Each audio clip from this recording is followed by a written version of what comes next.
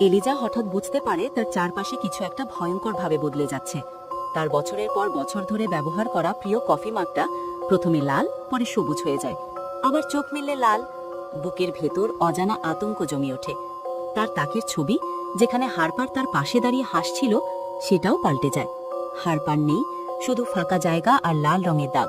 কম্পিউটারের বন্ধ স্ক্রিনে নিজের মুখ দেখে সে অবাক হয়। মুখের চোখ আর ঠোঁটের ভঙ্গি কেমন অদ্ভুত। আরও ভয়ঙ্কর, প্রতিফলনটা চোখের পলক ফেলে। কিন্তু এলিজা নড়েনি। দরজায় জোরে কড়া নাড়ার পরে একটা ঠান্ডা অথচ পরিচিত কণ্ঠস্বর তাকে ডাকে, এলিজা। ভয়ে তার বুক ধড়ফড় করতে থাকে। সে বলে, কে? কোনো উত্তর নেই। ঠিক তখন ফোন বেজে ওঠে। মা ফোন করেছে। মা বলে, এলিজা, তুই বাড়ি আয়, তোর বাবার জিনিস গুছাতে হবে। মায়ের কণ্ঠ শুনে তার শরীর আরও কেঁপে ওঠে। কণ্ঠস্বর কেমন ভারী, অদ্ভুত।